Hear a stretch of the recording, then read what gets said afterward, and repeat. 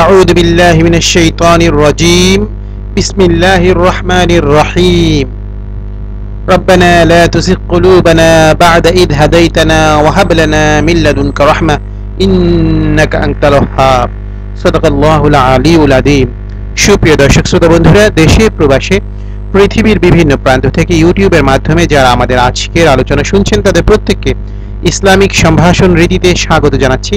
আসসালামু আলাইকুম ওয়া রাহমাতুল্লাহি ওয়া বারাকাতুহু। বন্ধুরা, প্রতিনিয়ত স্বাস্থ্য এবং পুষ্টি সংক্রান্ত বিভিন্ন গুরুত্বপূর্ণ তথ্য উপাত্ত নিয়ে আমি আপনাদের জন্য আলোচনা উপস্থাপন করে থাকি। তারই ধারাবাহিকতায় আজকে আপনাদের জন্য একটি বিশেষ আলোচনা উপস্থাপন করলাম, আর তা হচ্ছে যে সমস্ত নারীরা প্রথম মা হচ্ছেন অর্থাৎ প্রথম সন্তান ধারণ করছেন বা করেছেন তাদের জন্য কিছু টিপস। আশা করি আপনাদের ভালো লাগবে। আপনি অন্তঃসত্ত্বা এবারই প্রথম মা হতে চলেছেন, নারীর জন্য এই সময়টা জীবনের সেরা মুহূর্ত। আপনি জানেন কি প্রায় 9 মাসের এই নতুন ভ্রমণে কিভাবে সুস্থ থাকবেন?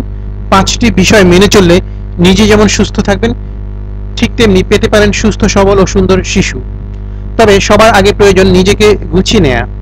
পরবর্তী সময়ে সব সময় ইতিবাচক চিন্তা করতে হবে, খাবার গ্রহণে বিশেষ সচেতন এবং পোশাক নিয়ে সাবধান হতে হবে।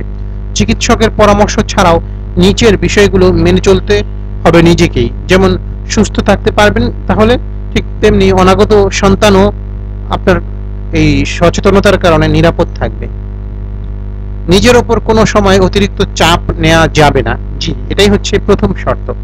এজন্য প্রত্যেক দিন কিছু ব্যায়াম করতে পারেন, অন্তত 15 মিনিট নিয়ম করে হাঁটতে হবে। তবে হাঁটার সময় খেয়াল রাখবেন সরাসরি সূর্যের আলো যেন শরীরে না পড়ে। সঙ্গে যোগা জানলে তাও ভালো কাজ দেবে। 2, অন্তঃসত্ত্বা নারীদের জন্য ঘুম খুবই গুরুত্বপূর্ণ বিষয়।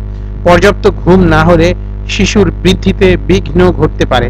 এজন্য প্রত্যেক দিন কম করে হলেও যিনি গর্ভবতী তাকে 8 ঘন্টা ঘুমোতে হবে।